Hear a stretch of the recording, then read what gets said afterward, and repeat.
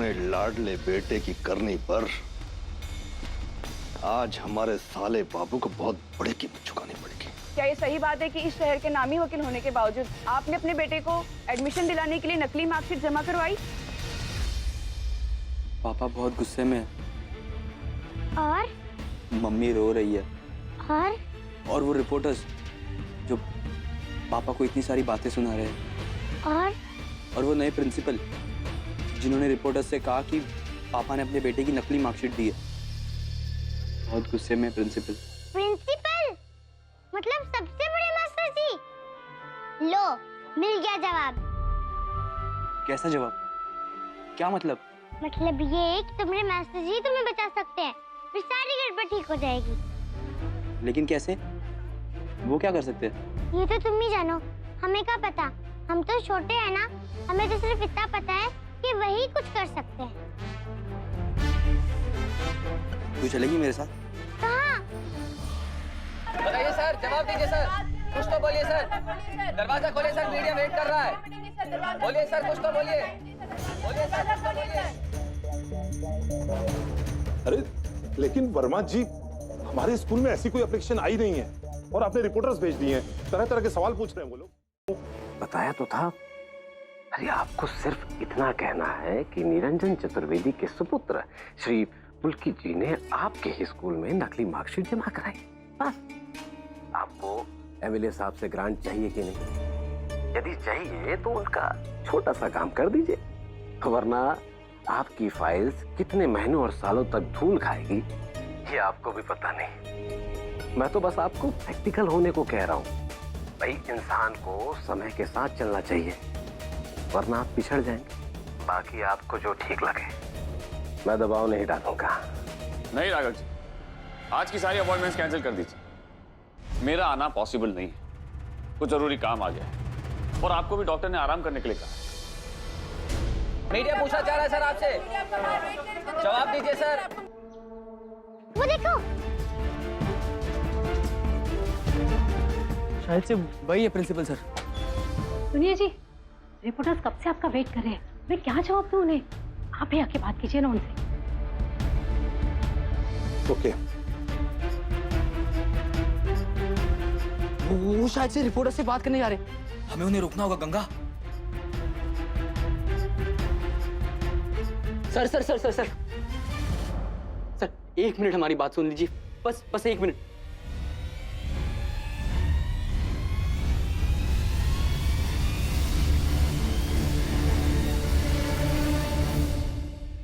मामला बहुत उलझा हुआ लग रहा है निरंजन जी। अरे इसीलिए तो आपसे मदद मांग रहे हैं वर्मा जी। अगर ये बात शहर में फैल गई तो बहुत बदनामी हो जाएगी हमारे साले साहब की। अरे कुछ तो सुझाव दीजिए, क्या करना चाहिए हमारे साले बाबू को? करना क्या है जीजा जी?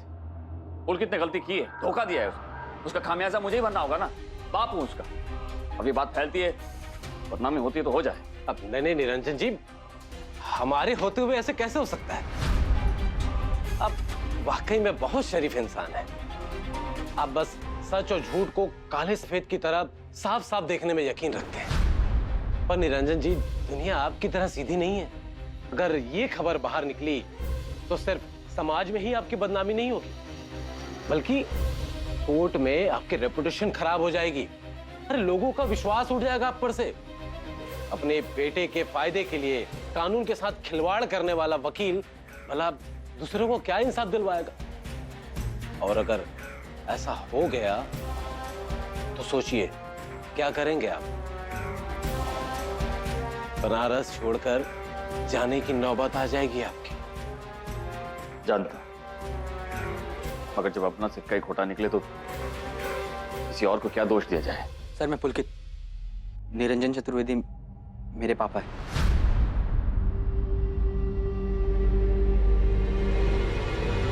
सॉरी, मेरे पास टाइम नहीं तुम्हारी बात सुनने का।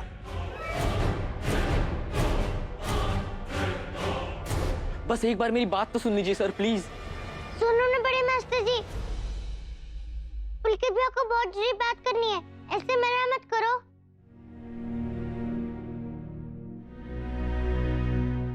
बाबू बहुत गुस्सा है पुलकित भैया से, और पुलकित भैया अपने पापा से बहुत प्यार करते हैं। अगर पापा का गुस्सा नहीं उतरा तो वो इनसे बात भी नहीं करेंगे और घर से भी बाहर निकाल देंगे।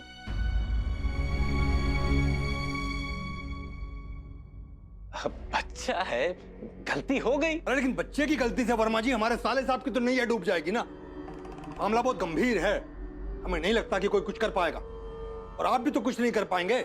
नहीं कर सकता हूँ भाई, एमएलए साहब का सेक्रेटरी हूँ, न्यूज रिपोर्टर्स पर प्रेशर डलवा कर खबर लीक होने से रोक सकता हूँ। लेकिन क्या? अरे लेकिन क्या वर्मा जी? अब एमएलए साहब की परमिशन तो चाहिए होगी ना भाई, इतना बड़ा काम करने के लिए एमएलए साहब का नाम इस्तेमाल करना होगा।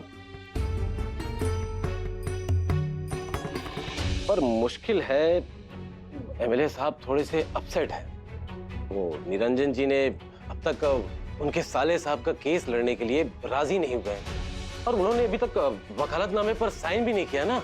ये कौन सी बड़ी बात है वर्मा जी? अरे हमारे साले साहब तो हैं ही वकील, मुकदमा लड़ना ही तो उनका काम है। आपके वकालतनामे पर आज नहीं अभी के अभी दस्तखत कर देंगे वो। आप तो बस उन पत्रकारों का मुंह बंद करवाइए बस। नहीं जीजा जी, मैं साइन नहीं कर सकता। केस स्टडी नहीं किया मैंने अभी तक।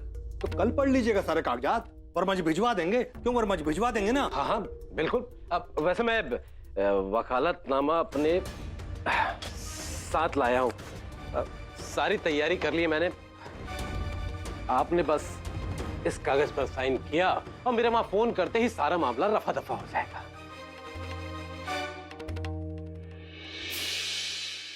साले बाबू दस्तखत कर दीजिए।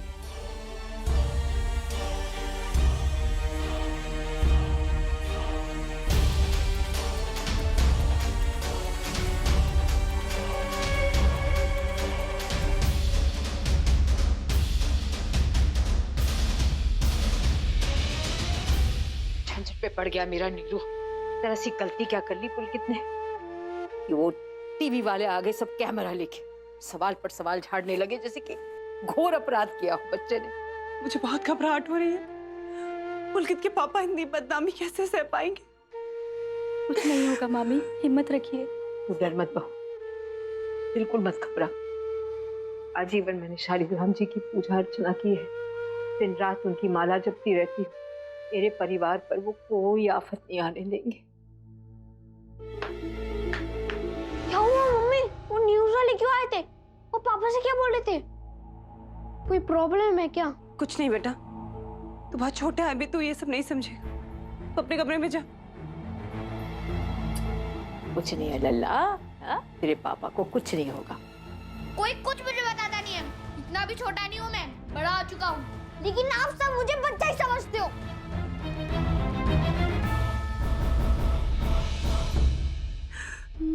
अब रोने से क्या फायदा भला?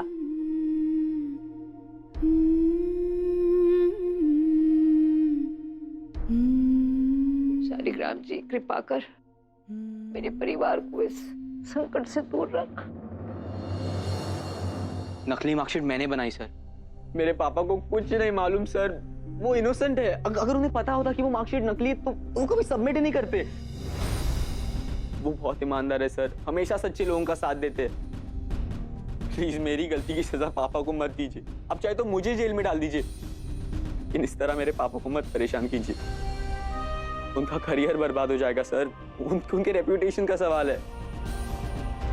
बाबू बस इतना चाहते हैं कि पुलकित भाई खूब अच्छे से पढ़े। वो कभी झूठ नहीं बोलते, झूठ बोलने वाले पे गुस्सा करते हैं। सच्ची। इन बच्चों के चेहरे देखकर तो लगता है कि ये दोनों सच बोल रहे हैं। अब क्या करोगे आप? आपको एमएलए साहब से ग्रांट चाहिए कि नहीं? यदि चाहिए तो उनका छोटा सा काम कर दीजिए, वरना आपकी फाइल्स कितने महीनों और सालों तक धूल खाएगी ये आपको भी पता नहीं। अपने पापा के लिए तुम्हारे दिल में कितना प्यार है, कितनी इज्जत है, ये मैं समझ रहा हूँ। तुम्हारी हेल्प मैं नहीं कर सकता। ऐसा मत कहिए सर, सिर्फ आप ही बचा सकते हो उन्हें। मैं आपके पाँव छूता हूँ सर। Sir please sir. ये क्या करे? उठो तुम, उठो। मैंने कहा ना कि मैं कुछ नहीं कर सकता।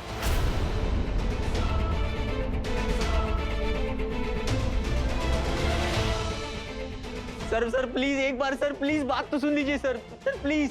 बड़े मास्टर जी तुम गलत कर रहे हो।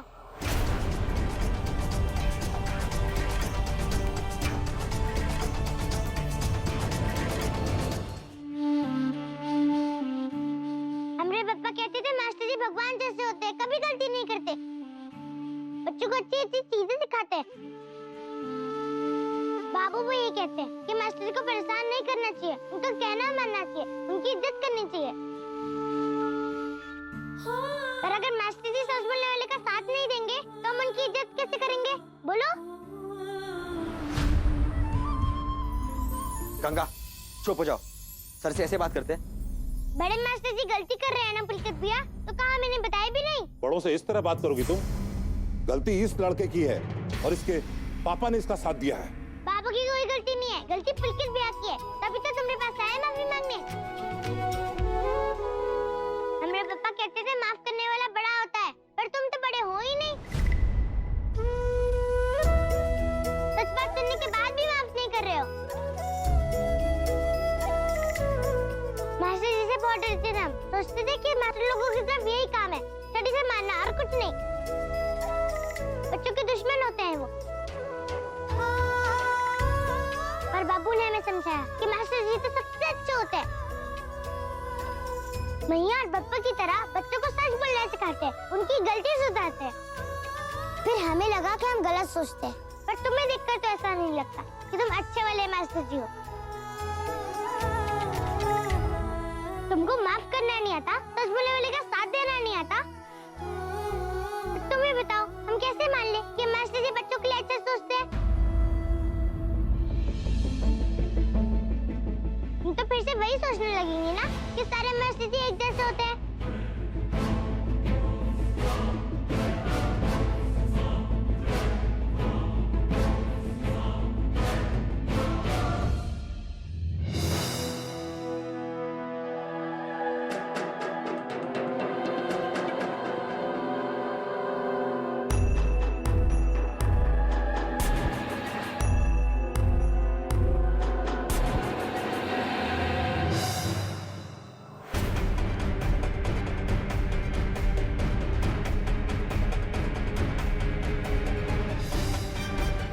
क्या हुआ साले बाबू, आपका हाथ क्यों रुक गया?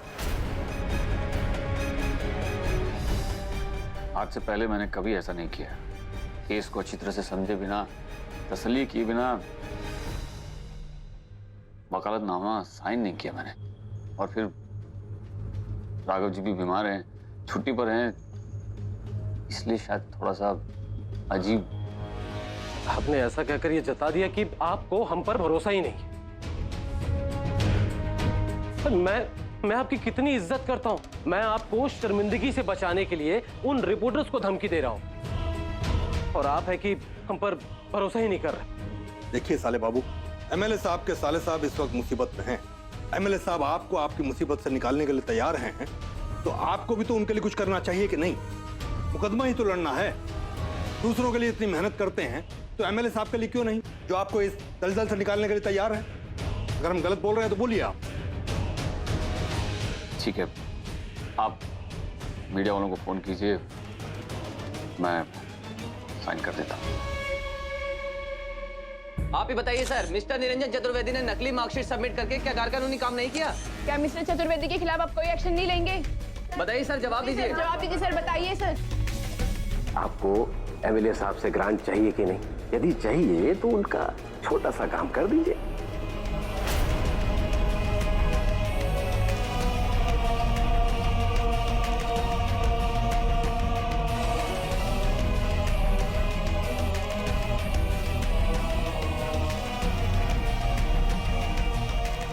बताइए सर, कुछ तो जवाब देना होगा सर आपको। निरंजन जी के केस में ही चुप्पी क्यों सर? नहीं रह सकते सर, बोलिए सर। देखिए, आप लोगों को कुछ गलतफहमी हुई है। हमारे स्कूल में ऐसी कोई एप्लीकेशन नहीं आई जिसके साथ नकली मार्कशीट लगी हो। Are you sure? या आई एम श्योर। लेकिन हमने तो सुना था कि आपको जो खबर मिली है वो गलत है, किसी ने मजाक किया है। और प्लीज अब आप लोग जाइए। निरंजन जी के केस के बाद प्लीज अब लोग, नहीं हो पा रहा सर। प्लीज अब आप लोग जाइए ठीक है सर, थोड़ा प्लीज। सा ऑप्शन मांगिए sir. Please sir, please sir, please. Thank you sir. Thank you कहना है तो इस बच्ची को कहो, बेटा आज तुमने मुझे मेरा फर्ज याद दिला दिया। मैं तो सच्चाई से मुंह मोड़ रहा था, लेकिन तुमने रोक दिया। तुम्हारे पापा और बाबू सही कहते हैं, हम टीचर्स के ऊपर बहुत बड़ी जिम्मेदारी होती है, बच्चों को सही शिक्षा देने की और उन्हें सही इंसान बनाने की। बेटा अगर आज तुम मुझे नहीं रोकते ना, तो मैं शायद अपनी जिंदगी की पहली और सबसे बड़ी गलती कर बैठता। थैंक यू बेटा। अब तो आप टीचर्स पे भरोसा करोगी ना? थैंक यू सर, आज आपने मेरे पापा को बचा लिया। बेटा देखो, मैंने तो वही कहा जो सच है। प्रेशर मुझ पे भी था, धमकी मिल रही थी मुझे। आपको धमकी मिली? किसने दी और कौन प्रेशर डाल रहा था? वो मैं आपको नहीं बता सकता, पर ये जरूर कहूंगा कि आपके पिताजी ने कोई एप्लीकेशन नहीं दी थी, जैसा कि ये रिपोर्टर्स लोग कह रहे थे। लेकिन सर ये पता तो चलना चाहिए कि प्रेस वालों को ये न्यूज़ किसने दी और क्यों। बेटा शायद तुम्हारे फादर को कोई ट्रैप करना चाहता था, उन्हें नुकसान पहुंचाकर अपना फायदा करना चाहता हो। क्या ना बेटा कि दुनिया में शरीफ लोगों के कुछ लोग दुश्मन होते ही हैं। होगा उनमें से कोई?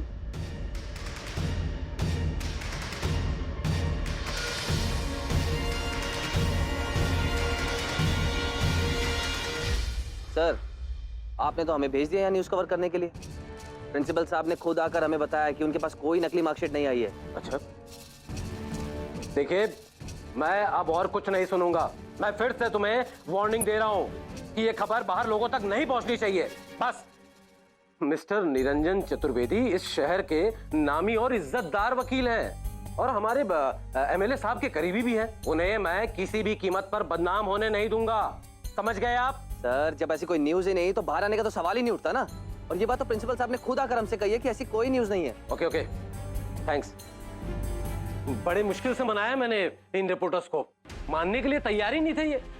और निरंजन जी वैसे भी वो लोग सनसनीखेज खबर के इंतजार में तो बैठे रहते हैं ना। बाकी आप निश्चिंत रहिए, चुप करा दिया है मैंने। एमएलए साहब की बात को अनसुना करके कौन ये मुसीबत मोल लेना चाहेगा। आपका काम हो गया है, अब बाहर खबर जाएगी ही नहीं। थैंक्स। निरंजन जी ये अब तो इस वकालतनामा पर साइन कर दीजिए।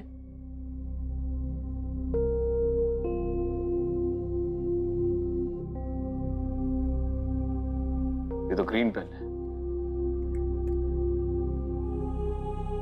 बच्चों ने ले लिया होगा शायद ब्लू पेन। मैं अभी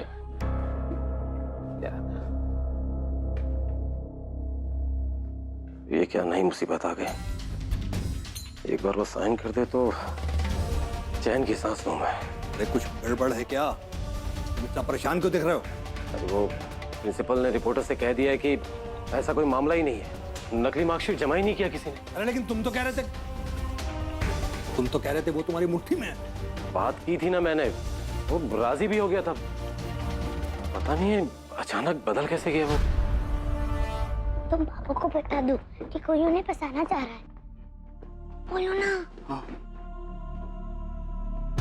पापा आपसे जरूरी बात करनी है। कुछ नहीं सुनना चाहता मैं। क्या कहा था मैंने तुम्हें? मेरे सामने मत आ। आज तुम्हारे कारण मुझे वो करना पड़ रहा है जो मैंने कभी नहीं किया।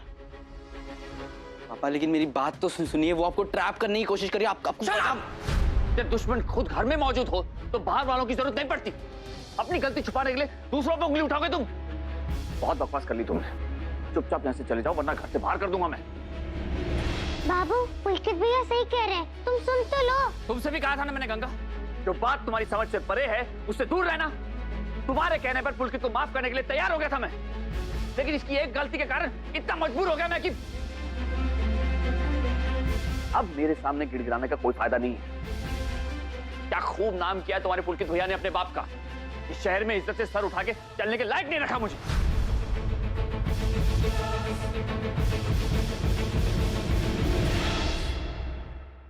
पापा आप मेरी किसी भी बात का भरोसा नहीं करेंगे, कभी नहीं।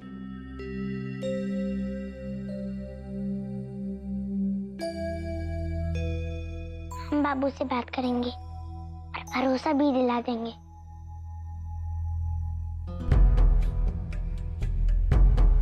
अब मिल गया पेन? कहा जाता है कि शुभ काम में देरी नहीं होनी चाहिए, लेकिन अक्सर देखा गया है कि जब भी कोई शुभ काम करने जाओ तो कोई ना कोई अड़ंगा आ ही जाता है। अब देखिए पेन ही नहीं मिल रहा था। चलिए निरंजन जी, अब साइन कर भी दीजिए ना।